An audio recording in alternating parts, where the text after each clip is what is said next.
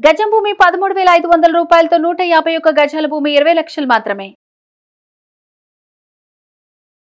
Ram sir, భార్యాభర్తలు ఇద్దరి మధ్య చాలా సంభాషణలు జరుగుతూ ఉంటాయి. కొన్ని సందర్భాల్లో కొన్ని ఫ్యామిలీస్లో మనం చూసేది ఏంటంటే ఎక్కడో తెలియకుండా డామినేటింగ్ నేచర్ అనేది కనిపిస్తూ ఉంటుంది. ఎస్పెషల్లీ హస్బెండ్లో భార్య ఏం మాట్లాడినా వాళ్ళ మాటలకి కానివ్వండి, వాళ్ళ విషయానికి కానివ్వండి పెద్దగా వాల్యూ ఇచ్చినట్టు అనిపించదు.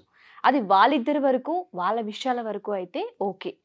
కానీ కొన్ని సందర్భాల్లో పిల్లల ముందు కూడా అదే కనిపిస్తూ ఉంటుంది. తల్లికి ప్రాధాన్యత పెద్దగా కనిపించదు.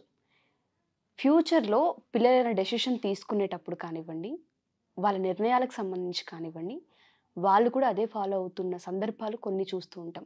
ఎక్కడో తెలియకుండా అది బాధ కలిగిస్తూ ఉంటుంది. దీన్ని మనం ఏ విధంగా చూడొచ్చు అంటాం? ఎస్పెషల్లీ తల్లిదండ్రులు పిల్లలు ఉన్నప్పుడు ఏ ఏ విషయాల్లో జాగ్రత్తలు వహించాలి అంటారు? తల్లిదండ్రులు పిల్లల్ని ఎలా పెంచాలి, ఏ వయసులో ఎలా పెంచాలి అన్నది ఒక యూనివర్సల్ టాపిక్. ప్రపంచంలో ఏ భాషలో అయినా, ఏ దేశానికి వెళ్ళినా ఈ టాపిక్ మీద ట్రైనింగ్స్ జరుగుతుంటాయి, నేర్చుకునేవి జరుగుతూనే ఉంటాయి. ఎందుకంటే కాలం మారే కొద్దీ ఒక పేరెంటింగ్ స్టైల్ ఇంకో తరానికి సరిపోదు, కొత్త విషయాలు నేర్చుకోవాల్సి వస్తుంది. అయితే మీరు చెప్పిన కండిషన్, అది హస్బెండ్ కానివ్వండి, ఫాదర్ కానివ్వండి, ఇద్దరు పేరెంట్స్ కానివ్వండి, పిల్లల మీద, దాన్ని డామినేటింగ్ పేరెంటింగ్ అంటాం. ఓకే. ఈ డామినేటింగ్ పేరెంట్ ఏంటంటే పేరెంట్ కాబట్టి వాళ్ళ మీద డామినేట్ చేసే హక్కు ఉంది కాబట్టి డామినేట్ చేస్తూ పోవటం అనేది ఉంది. ఇది డామినేటింగ్ పేరెంట్ అని అంటాం. అయితే అది హక్కు అని అన్నా చూసారా, బాధ్యతలా తీసుకోకుండా కేవలం హక్కు అని అనిపిస్తే అప్పుడు డామినేషన్ వస్తుంది. ఎగ్జాక్ట్లీ. అది వైఫ్ మీద హస్బెండ్ కావచ్చు, హస్బెండ్ మీద వైఫ్ కావచ్చు, పిల్లలు పేరెంట్స్ కావచ్చు, ఎవరైనా సరే నాకు బాధ్యత ఏం లేదు, హక్కు మాత్రమే ఉందనుకున్నప్పుడు డామినేషనే ఆటోమేటిక్గా ముందుకు వచ్చేస్తుంది. డామినేషన్ అంటే ఏంటి? నెంబర్ 1, అవతల వాళ్ళకి ప్రైవసీ లేకుండా చేయడం. ఓకే. అంటే మీకంటూ ప్రత్యేకంగా ఏం ఉండదు, అన్నీ నాకు తెలిసే చేయాలి, అన్నీ నా ముందే జరగాలి అనేది ఒకటి. రెండవది పనిష్మెంట్స్, హార్డ్ పనిష్మెంట్స్. అంటే తప్పు జరిగితే, అనుకోని ఏమైనా మిస్టేక్స్ జరిగితే వాళ్ళకున్న పనిష్మెంట్ భయంకరంగా ఉంటుంది. అంటే మళ్ళీ ఈ తప్పు చేయకూడదని అనిపించడానికి పనిష్మెంట్ ఇవ్వడం అనేది ఇస్తారు. ఇది పనిష్మెంట్. ఇది పేరెంట్స్ పిల్లలకు కావచ్చు. మనం పేరెంట్స్ డామినేటింగ్ బిహేవియర్ పిల్లల మీద అనేది మనం తెలుసుకుంటే అదే హస్బెండ్ బిహేవియర్ కూడా అట్లే ఉంటుంది. ఇక మూడవది డిమాండింగ్ రెస్పెక్ట్ అండ్ ఒబీడియన్స్. నాకు మర్యాద ఇవ్వాలి, నాకు తగ్గి ఉండాలి, వినయం మాకు చూపించాలి అనేది డిమాండ్ చేయటం. నిజం చెప్పాలంటే ఈ విషయాలు విన్నప్పుడు చాలామంది పేరెంట్స్ అనుకుంటుంటారు అందులో తప్పే ఉందండి. నెంబర్ 1, ప్రైవసీ లేకుండా పిల్లల్ని మనం చూసుకోవాలి కదా, కంట్రోల్ చేయాలి కదా, లేకపోతే దారి తప్పుతారు కదా, ఇందులో తప్పే అని క్వశ్చన్ చేస్తుంటారు. ఈ ప్రశ్నే వాళ్ళకు సబబుగానే అనిపిస్తుంది. మీరు బహుశా మీ తరంలో మీ పెద్దవాళ్ళు, అంతకుముందు పెద్దవాళ్ళు ఎవరైనా మిమ్మల్ని ఇట్లాగే కంట్రోల్ చేసి ఉంటే, అది మీకు చాలా సహజంగానే అనిపించి ఉంటే, ఇప్పుడు మీ పిల్లల్ని కూడా మీరు అలాగే చేస్తుంటే, అది ఇంకా సహజంగా మీకు అనిపిస్తుంటే, అప్పుడు మీకేం తప్పులా అనిపించకపోవచ్చు. కానీ దీనివల్ల వచ్చే నష్టాలు, దీనివల్ల వచ్చే ఫలితాలు మీరు వింటే అప్పుడు తెలుస్తుంది ఈ డామినేటింగ్ పేరెంట్ ఎంత డేంజరస్ అన్నది.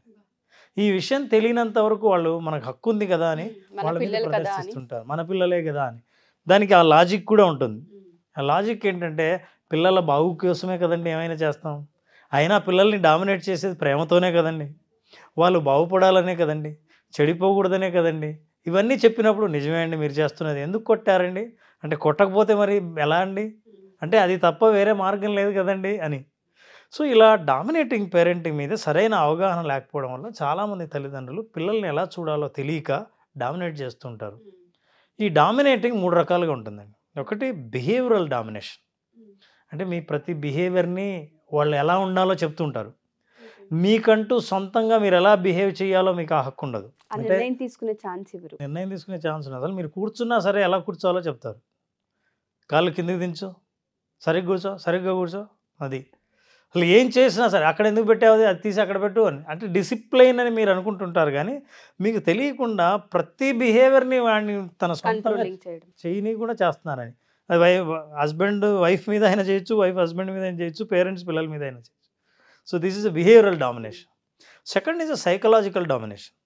సైకలాజికల్ డామినేషన్ ఏంటంటే అవతల వాళ్ళు ఎలా ఫీల్ అవ్వాలో వాళ్ళ ఫీలింగ్ మీద వీళ్ళ డామినేషన్.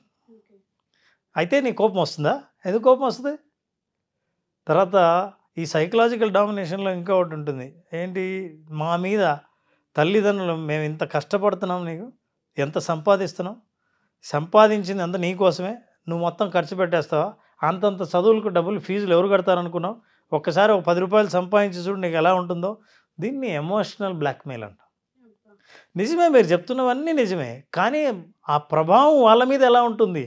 మీరు అనుకుంటున్నది ఏంటంటే పిల్లలు బాగుపడతారు, తల్లిదండ్రులను అర్థం చేసుకుంటారు, బాధ్యతగా ప్రవర్తిస్తారన్నది మీ ఉద్దేశం.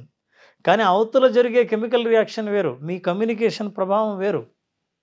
సో ఈ ఎమోషనల్ డామినేషన్లో ఏంటంటే ఎమోషనల్గా అవతల వాళ్ళని ఫీల్ అయ్యేటట్టు చేస్తారు, గిల్ట్ ఫీల్ అయ్యేటట్టు చేస్తారు, తప్పు చేశానన్న భావన వాళ్ళలో కలిగిస్తారు. ఇంకా అప్పుడు వాళ్ళ బిహేవియర్ మీద వాళ్ళకి కాన్ఫిడెన్స్ పోతుంది, అవమానం ఫీల్ అయ్యేలా చేస్తారు. ఏదైనా ఒక తప్పు చేస్తే తప్పు చేసావని అవమానంగా వాళ్ళని ట్రీట్ చేసినప్పుడు అది this is emotional domination. Third is over parenting. ఈ ఓవర్ పేరెంటింగ్ ఏంటంటే అతి ప్రేమ, అతి గారాభం, అతి జాగ్రత్త, బొమ్మరిల్లు ఫాదర్ అంటారు కదా. మీరు ఏ షర్ట్ వేసుకోవాలి, ఏ డిజైన్ బాగుంటుంది, ఏం తింటే బాగుంటుంది, వాళ్ళు నేనే బయట ఏం తినకూడదు, ఇంట్లో చేసినవే తినాలి, మీరు ఆరోగ్యం కోసమే చూస్తున్నారు, ఏం తినాలో కూడా వాళ్ళు డిసైడ్, ఏం తినాలో చెప్తారు, ఈ కలర్ ఏది బాగుంటుందో మీకు చెప్తారు.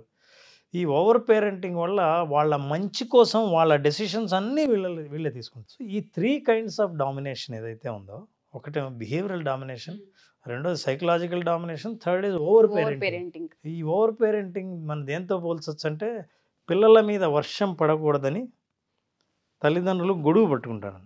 గొడుగు ఎంతగా పట్టుకుంటారంటే వాళ్ళ చూపు కూడా కనిపించకుండా కళ్ళకి అడ్డం పెట్టేటట్టు పెడతారు. ప్రపంచాన్ని చూడని ఆస్వాదిస్తాడు. అసలు మీరేదో ఆ పిల్లవాడు తడవద్దని మీరు చేసే ప్రయత్నం ఆయన ప్రపంచాన్నే చూడకుండా చేస్తుంది, ఈ ప్రకృతిలో ఏం జరుగుతుందో తెలియకుండా చేస్తుంది. సో ఈ 3 రకాల పేరెంటింగ్లో ఈ పేరెంటింగే స్పౌజెస్ ఒకరి మీద ఒకరు డామినేట్ చేసేవాళ్ళు ఇలాంటి లక్షణాలే చూపిస్తారు. అతి ప్రేమ కావచ్చు, అసలు భార్యను అతిగా ప్రేమించేవాడు ఆమెకి ఏమీ తెలియకుండా చేసేవాళ్ళు ఉంటారు. డబ్బులు ఎలా పే చేయాలో నాకు ఫోన్పే తెలియదండి అన్న వాళ్ళు ఎంతమంది ఉన్నారో, క్యాబ్ ఎలా బుక్ చేయాలో తెలియని వాళ్ళు ఎంతమంది ఉన్నారో. సో ఇవన్నీ ఏంటంటారంటే లేదు ఆవిడ కష్టపడ్డా నాకు ఇష్టం లేదండి, మీరు చేసేది చివరికి ఇది.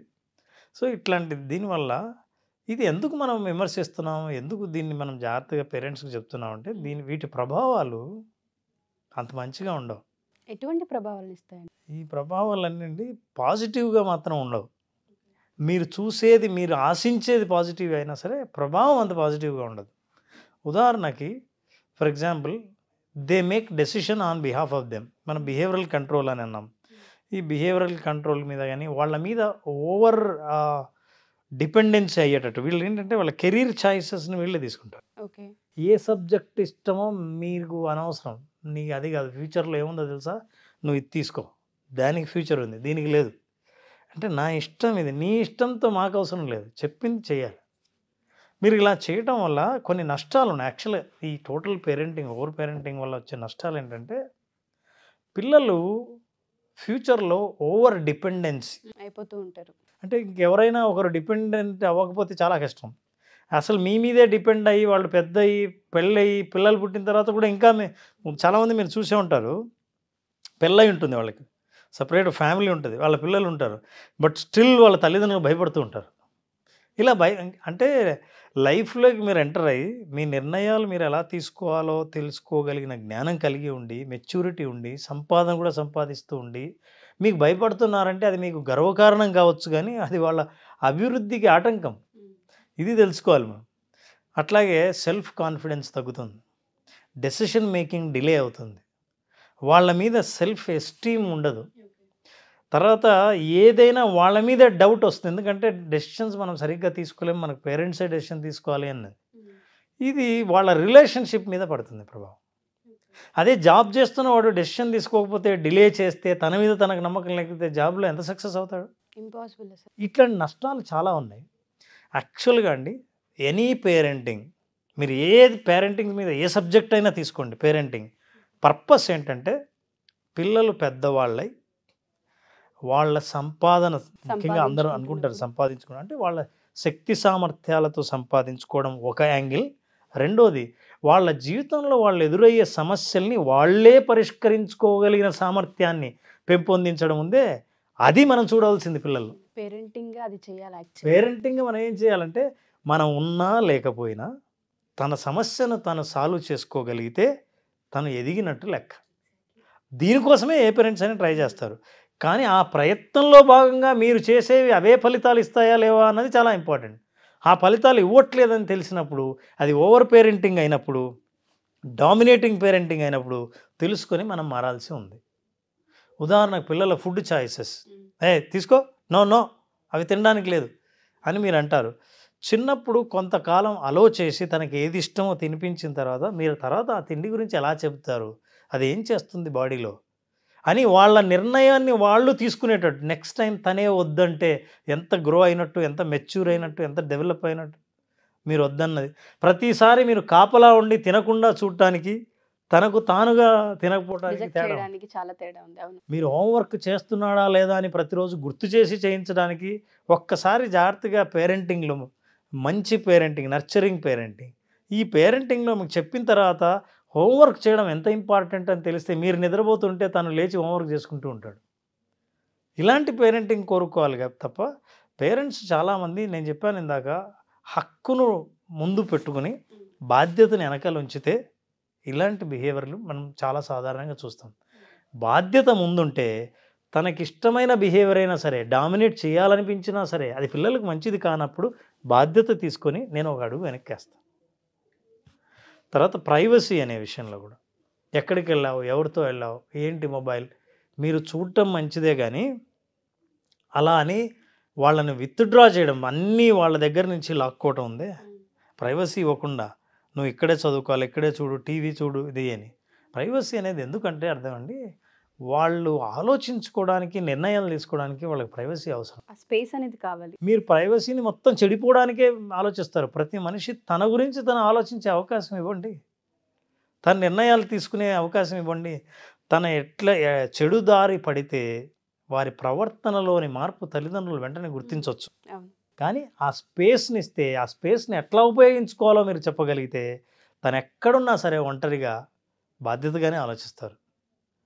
ఆ తర్వాత లవ్ విత్డ్రా చేయడం, డామినేటింగ్ పేరెంట్స్. నేను చెప్పినట్టు నువ్వు చేయకపోతే నువ్వు నాతో మాట్లాడొద్దు. డామినేటింగ్ పేరెంట్సే ఇట్లా అలుగుతారు, బెదిరిస్తూ ఉంటారు. ఈ బెదిరింపు అలకలతో ఏంటంటే మీకు తెలీదు, జీవితకాలం మాట్లాడని వాళ్ళు ఉన్నారు పిల్లలతో, తల్లిదండ్రులు చాలా కాలం విత్డ్రా చేసిన వాళ్ళు ఉన్నారు. అంటే ఏంటి అర్థం, మీరు నా మాట వినకపోతే వినేటట్టు చేయటానికి నాకు తెలిసిన ఒకే ఒక మార్గం మీతో మాట్లాడకుండా ఉండడం, మిమ్మల్ని అవాయిడ్ చేయటం, మిమ్మల్ని దూరంగా ఉంచడం, ఐసోలేట్ చేయటం. రేపు మీ అబ్బాయి ఎవరికి ఏదైనా సమస్య వస్తే ఏం చేస్తాడు, వాళ్ళ ఆవిడ్ని దూరంగా ఉంచుతాడు, వాళ్ళ ఆవిడతో మాట్లాడు. రిలేషన్షిప్ చాలా అవసరం. ఆఫీసులో పనిచేస్తుంటే వాళ్ళ బాస్తో ఎప్పుడైనా సరే సరిగ్గా సంబంధాలు లేకపోతే ఏం చేస్తాడు, మాట్లాడడం అవాయిడ్ చేస్తాడు. ఇతని డెవలప్మెంట్ ఆగిపోతుంది. మీరు చేసిన పనికి ప్రభావం ఏం జరుగుతుందో చూడండి, జీవితాంతం అనుభవిస్తూ ఉంటారు.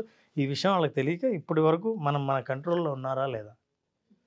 ఈ డామినేటింగ్ బిహేవియర్లో ఉన్న నష్టాలని మనం అర్థం చేసుకోకపోతే, ఎందుకు అంటున్నామంటే ఏమంటే ఇప్పుడు నష్టం కాదు, మీరు క్రియేట్ చేసే ప్రతి ప్రభావం వాళ్ళ జీవితాంతం వాళ్ళతో వెన్నంటే ఉంటుంది. అది మంచిదైనా చెడుదైనా సరే. చెడుదని తెలియక ప్రేమ, అభిమానం, వాళ్ళ బాగు కోసమే అన్న పేరుతో మీరు చేసేవి అట్లాంటి ఫలితాలు ఇవ్వట్లేదు. మీరు అనుకున్నట్టు అవి మీరు సాధించట్లేదు. అది ఇంకో రకమైన ప్రభావాలు చూపిస్తున్నాయి. ఎగ్జాక్ట్లీ సార్, మీరు అన్నట్టుగానే ఎస్పెషల్లీ ఈ జనరేషన్లో మనం ఎక్కువగా ఏమంటూ ఉంటామంటే వాళ్ళ నిర్ణయాలు వాళ్ళు తీసుకోలేరు, డిపెండ్ ఎక్కువైపోతున్నారు అంటూ ఉంటాం. కానీ ఆ స్పేస్ మనం ఇచ్చామా లేదా అన్నది పేరెంట్స్ కూడా ఏమాత్రం ఆలోచించరు. ఫస్ట్ ఆఫ్ ఆల్ ఆ స్పేస్ ఇస్తేనే కదా వాడికి ఎక్స్పీరియన్స్ వస్తుంది, వాడు ఫేస్ చేయగలడా లేడని అర్థమవుతూ ఉంటుంది. జనరేషన్ని బ్లేమ్ చేస్తాం కానీ పిల్లలకి మనం ఎంత స్పేస్ ఇస్తున్నాం, ఎంత ప్రాక్టికల్గా వాళ్ళని అబ్జర్వ్ చేస్తున్నాం అనేది ఏ పేరెంట్ చేయరు. ఎందుకంటే వాళ్ళంత టైం వీళ్ళకి ఉండదు. అట్లాగే ఎంపతి లేకపోవడం పిల్లల విషయంలో, అది ఎవరైనా సరే, వైఫ్, హస్బెండ్, పిల్లలు కానీ. ఎంపతి అంటే ఏంటంటే అక్నాలెడ్జ్ చేయడం. పిల్లలు మార్కులన్నీ సరిగ్గా చదవలేదు, ఒక సబ్జెక్ట్లో బాగా వచ్చాయి మార్క్, అది ఎవడైనా తెచ్చుకుంటారు కానీ అసలు ఇక్కడ మార్కులు తెచ్చుకోవాలి, నీకు బాగా వచ్చిన సబ్జెక్టులో ఎక్కువ తెచ్చుకొని దీంట్లో 0 తెచ్చుకోవడం. అంటే బాగా తెచ్చుకున్న సబ్జెక్టులు మెచ్చుకోవడం పక్క నుంచి బాగా రాని వాటిని విమర్శించడం ఎప్పుడైతే చేస్తారో అవతల వాళ్ళకి విలువ తెలియదు. ఏదైనా మనం సాధిస్తే దాని గుర్తింపు ఉంటుంది, అరే దీన్ని బాగా గుర్తించారు, ఇట్లాంటి గుర్తింపు ప్రతి మనిషి కూడా రికగ్నిషన్ కోరుకుంటాడు. తనకు ఆదరణ గుర్తింపు ఎక్కడైతే ఉందో ఆ పని చేయాలని అనుకుంటారు. సో మీరు ఎప్పుడైతే గుర్తించారు, very good, fantastic, I'm very happy you got this. పెద్ద కష్టమేం కాదు ఇందులో కూడా తెచ్చుకోవడం నువ్వు ప్రయత్నిస్తే, కానీ I'm very happy for the. అంటే మీరు ఆ అక్నాలెడ్జ్మెంట్ ఇవ్వకపోతే నేను అక్కడ కూడా నేను అలాంటి పనే చేయాలన్న కోరిక పిల్లల్లో పుట్టదు. డామినేటింగ్ పేరెంట్స్ అప్రిషియేట్ చేయరు, డామినేటింగ్ హస్బెండ్ అప్రిషియేట్ చేయడు. సరే అన్నీ బాగా చేసావు, ఇందులో ఉప్పు ఎందుకు తక్కువ వేసావు అది చెప్పు. So this is what is the problem. ఒక్క తప్పు చేసినా సరే 99 కరెక్ట్ చేసినా ఆ ఒక్క తప్పుని నిలదీస్తాను, దాన్నే మాట్లాడుతాం. దాన్నే మాట్లాడతాను. Thank you sir, thank you so much. Thank you.